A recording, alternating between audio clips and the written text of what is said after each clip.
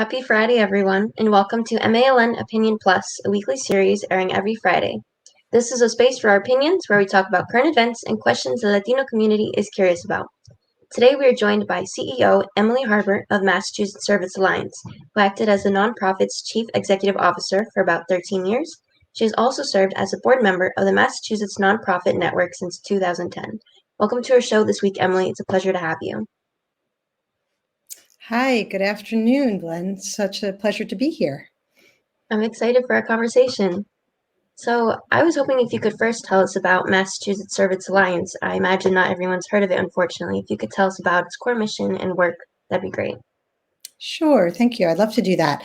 So the Massachusetts Service Alliance is a nonprofit organization that acts as our state commission on service and volunteerism for the state of Massachusetts. So our goal is to connect organizations that want to engage volunteers and core members to help them meet their mission in their communities. So we support a big program that's a federal program called the AmeriCorps program, and then we've got a state-supported core-based program called Commonwealth Core, and we work with organizations all across the state, providing training and technical assistance to better engage volunteers. Thank you for that explanation. Oh, is there anything else you wanted to add? No, that's it. Okay. So then I was hoping to see about how COVID-19, sort of what unique challenges have you seen, or I'm going to rephrase my question. Sort of what unique challenges do you think the organization or the Boston community in general has faced due to the pandemic this past year? Oh, we can have a very long conversation about that, right? I mean, obviously, a lot of effects from this pandemic on our communities. I can touch on a few areas that I think that our core members and volunteers are sort of going to be our most engaged with. And I think, first and foremost is around learning loss for our young people. So this has been a year in which many students have been getting their academic experience in a remote way. I think that's been very challenging in some of our communities. And so we know that there are a lot of resources that are needed to support our students and make sure that they are able to succeed. I think we are already seeing and will continue to see issues around workforce development. Some folks were able to maintain their jobs and work from their bedrooms and continue to do the work that they had, but clearly this pandemic is affecting a lot of people across the Commonwealth in terms of their work. There's issues clearly related to food security, and then of course the health disparities that are causing this pandemic to hit people in our communities in different ways. So I think we can touch on all of those different areas when we talk about what we do with them at MSA. Beautiful. Thank you for that explanation. Yeah. Thank you for focusing on those main things, because really it has affected so much, the pandemic, really. I'm sort of curious, what new services have you seen have been really crucial for residents right now? Well, certainly in the work that we do, or as I said, we support these core-based programs. So in the case of AmeriCorps or Commonwealth Corps, in a pre-pandemic time, we would have, let's say, a lot of core members doing their year of service. They might be serving in schools, doing sort of tutoring one-on-one with students, mentoring students. And in some cases, the members have been able to be in person with their kids. But in other cases, they've had to figure out, their programs have had to figure out how to provide support to students in a remote environment. And they've all done that. All of our AmeriCorps members and Commonwealth Corps members have been in service this year, supporting students across the state. I thought I might just share an example of a few of them that might be in some of the communities that the folks who tune into your show might be interested in. So, for example, the Literacy Lab is out in Springfield and Holyoke, and they have been supporting early literacy learners, so kindergarten through third grade, supporting kids in schools and early childhood centers in those areas. We have a program through the United Way of Mass Bay, Merrimack Valley up on the North Shore, serving with English language learners in Salem and Lynn and Gloucester. We have City Year that's supporting students across Boston. And Tenacity's been in East Boston at the Mario Amana Academy. So all of these programs have figured out ways to provide support services to students during this really difficult time. And that's been really, really critical. And I think, the needs for their support, even when the kids are going back into the classrooms, are going to be really, really strong there. Right. Thank you for those resources. We'll be sure to share them. I'm hoping to switch gears a little bit, but as we know, the COVID-19 pandemic, it has sparked a national increase in racial and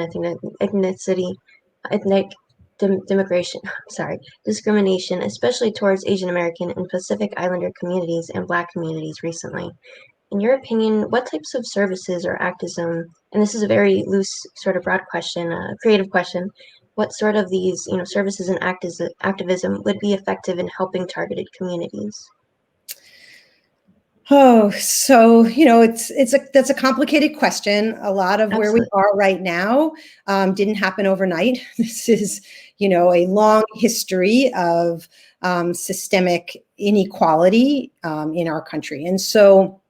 But I think that when it comes to engaging people in service and volunteerism, I think that a lot of the programs that we work with are bridge building programs. They look to engage folks from their community and even outside their community to come and work alongside of the community-based organizations that make up the infrastructure in our communities.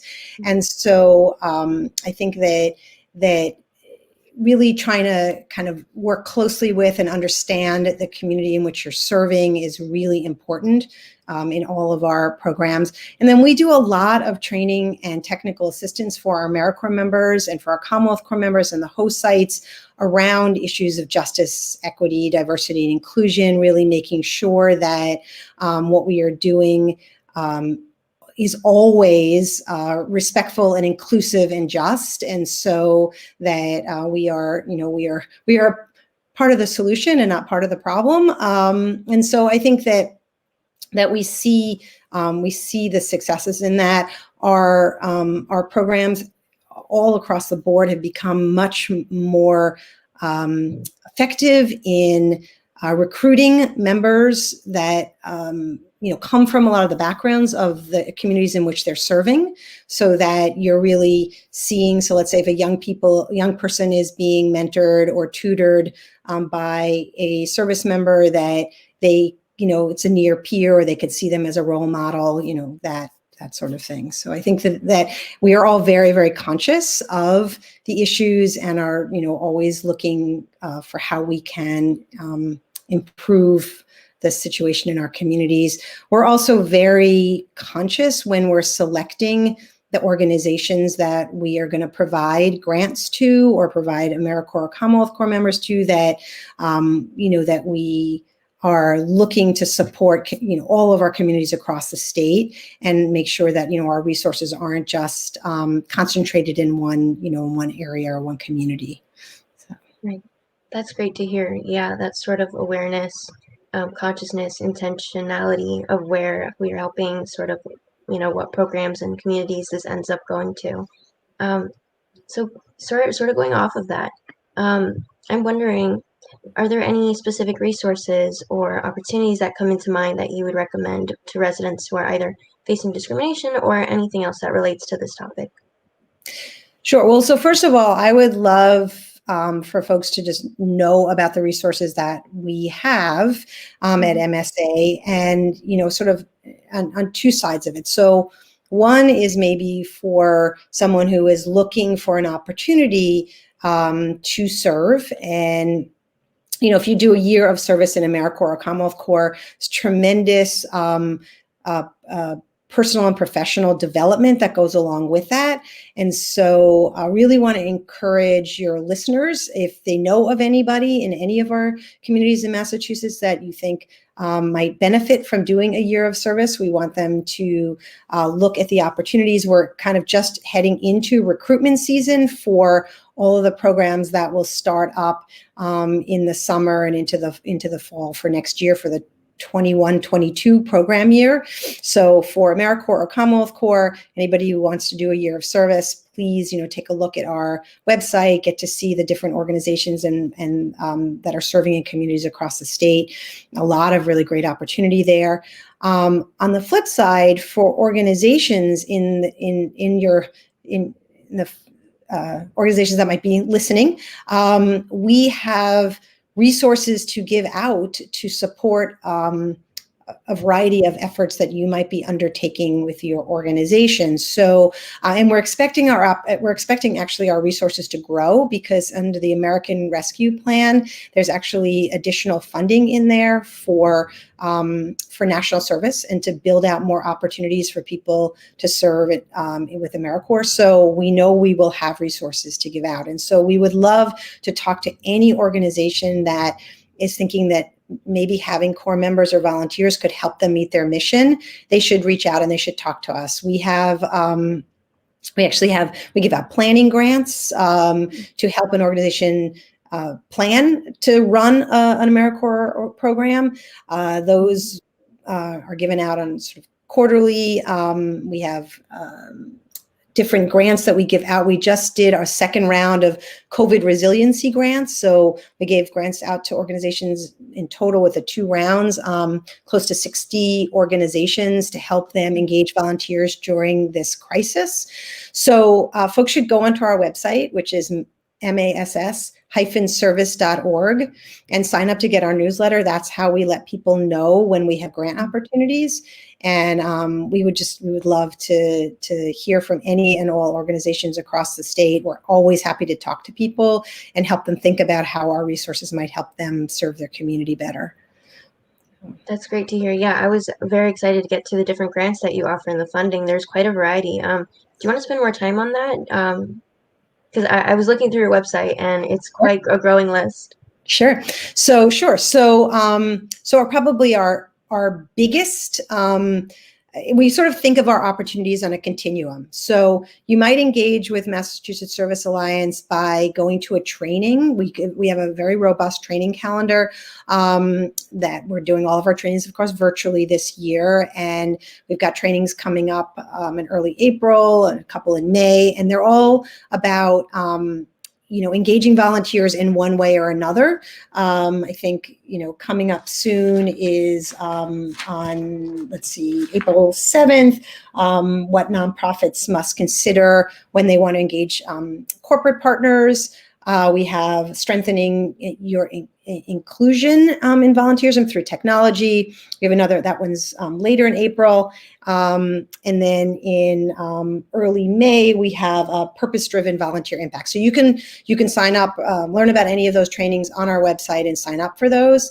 Then we have grants for this year. We did these 2 rounds of COVID-19 grants. We also have a youth development volunteer grant that we put out once a year for organizations that want to better engage volunteers to support youth, or organizations that want to engage youth as volunteers. So we have some grants around that.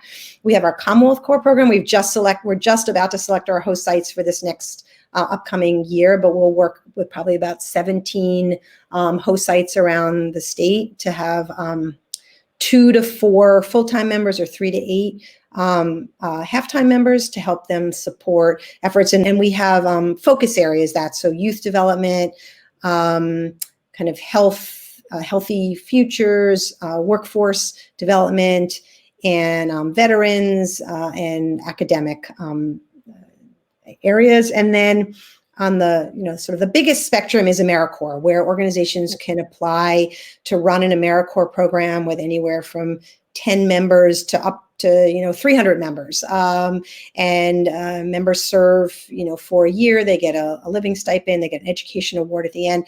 We've got members serving in all different types of organizations, bunch on the education side, but we also, work with a couple of, in both Commonwealth Corps and AmeriCorps with refugees and immigrants. We have a program through MIRA, which is the Massachusetts Immigrant, Refugee, and Advocacy Coalition, so placing members in refugee and immigrant-focused organizations. We have members that serve in legal service organizations throughout the state. After-school programs, with 3 environmental programs. So basically, anything that you might be interested in doing, there is probably a service opportunity for you. And any organization that could think about how having a group of really committed folks who are giving a year of their time can help them meet their mission, they should talk with us about that. So. That's well said. Thank you so much. A great message to end on. Thank you so much for your time and expertise. We got so much good information on this episode. So thank you for talking with us, Emily Haber, and for being our guest on MALN Opinion Plus. Thank you so much, Malin. I enjoyed it, and I really encourage everybody listening out there to sign up and get our newsletter. We won't bombard you, but that's how you'll know about opportunities that we have available. Absolutely. So, thank you. Thank you. Take care. You too. Everyone, thank you. Everyone, please tune in next week for another episode. You can follow us on Twitter at MA Latino News and Instagram at @MA_Latino News. I'm Belen Dumont with MALN Opinion Plus, and I will see you all next time.